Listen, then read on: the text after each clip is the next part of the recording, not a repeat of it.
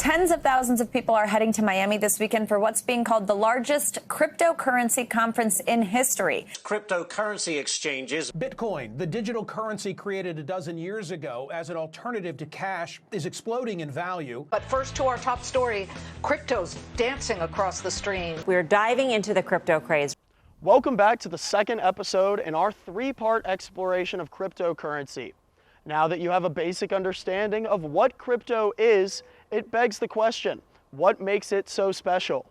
The answer? The blockchain, the technological foundation of all cryptocurrencies. But how does it work? Let's dive in. Before we get into the blockchain, we need to understand some transactional styles, as the blockchain is the facilitator for cryptocurrency's unique and highly secure nature. The first transactional style, one that we're all familiar with, is hand-to-hand transactions. Physical cash, the payment system, is that we have to physically be there together to exchange, right? The payment system of how we actually transfer, when you produce for me and I want to give you this monetary object, is that with physical currency, we have to be there. Though, as we all know, physical contact is not always possible when making a transaction.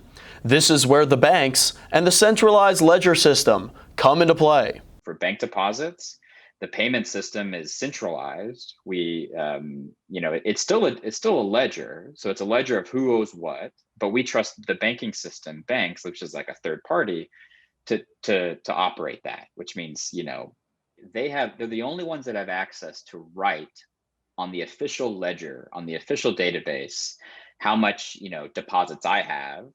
If I went to the store and bought groceries, how many less deposits I have now, and how many more deposits does the grocery store have? I can't do that, right? I have no access to that.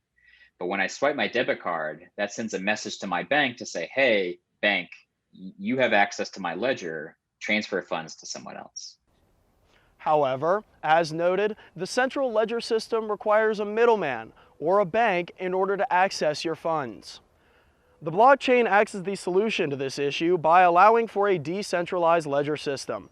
This system returns power to the people, removes the need for a middleman, and provides the shroud of anonymity crypto is known for.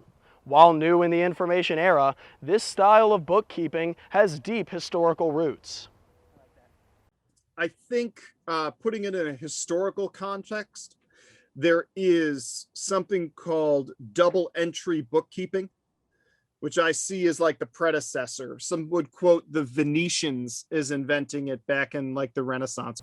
Before getting into any specifics, it is paramount to understand the simple, central idea behind the system. The idea is you write down what you did more than once, and you don't put both the books in the same place so you could lose it in a fire, and you make barriers so that you can't tamper with it. And what I really see blockchain doing is basically taking that idea and bringing it forward into the information age and the digital age and using modern technology. Now, this simple idea has been applied to the technological age. And a very fair analogy would just be to think of a ledger where, you write down a transaction, and then you write down the next one, and you just keep a running tally, and you and a million of your best friends are doing this at the same time, so you can't cheat on each other. That would be, there's a lot of nuance. Don't get me wrong. There's a whole bunch of things going on, but at its core, that's really the principle. That's part of what makes me excited about it, is there's nothing really complicated about that general principle behind it. While the blockchain gives control of assets back to the people, it is important to note that this is not absolute control.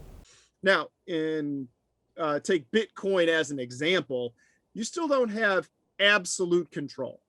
You got to connect to it through the internet somehow.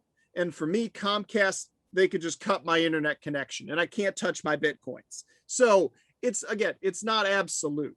But the level of trust you need is far, far lower than what you need with a conventional bank.